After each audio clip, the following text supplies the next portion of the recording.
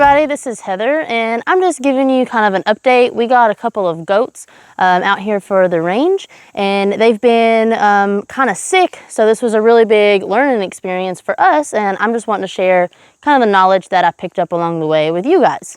So we got these 3 goats. The youngest one, she is a Nubian, and then we got 2 pygmies. And after a week of them being with us, I started noticing that they had some loose stools. And in goats, anything that isn't the actual little pellets that come out is considered a loose stool. So I started noticing that. I ended up taking her to the vet. I waited a couple of days because online it did say like it could have just been from a change in diet. Well, it turns out that was not the case. They actually had something called coccidia and a protozoan infection. So something that I didn't know is not all wormers work for all goats. Parasites and the worms that goats get in their stomachs, they can actually build up like almost like an immunity to these medicines. And we didn't know what medicine they'd been given before they came here. So I'm gonna get a couple of things and show you what we started with.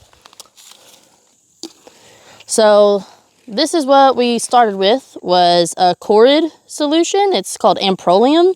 And then this one here, sidectin, right? So we gave them this, and it seemed to help a little bit, but not a lot.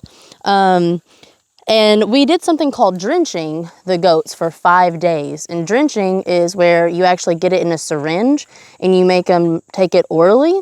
After that, we took the chorid, and now we're just doing a 21-day treatment in their water. But we did that. The two pygmy goats, they were doing good. Annabelle, our Nubian, did not get better. She actually started getting worse and worse. The vet thought that she was not even going to make it. So then we decided that we were going to change gears. He gave us a new dewormer, and that's what is actually in this jug now. It does say distilled white vinegar. I just needed an empty gallon container, so I cleaned this out really well.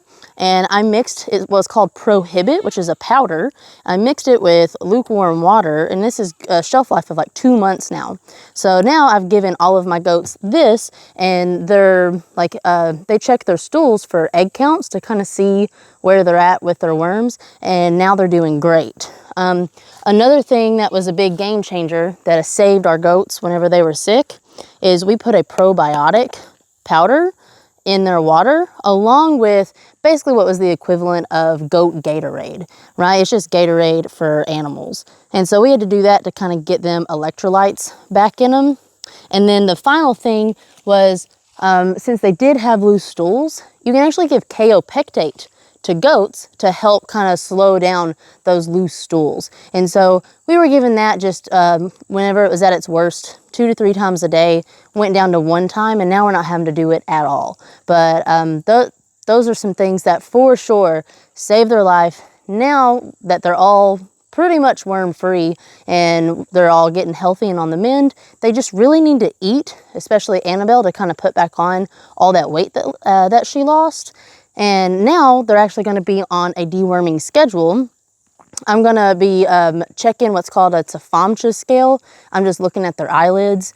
I can go do another video on that later, but I am using a Tafamcha scale to check to see how often I'm going to be deworming them. In the winter, the vet recommended every 60 days.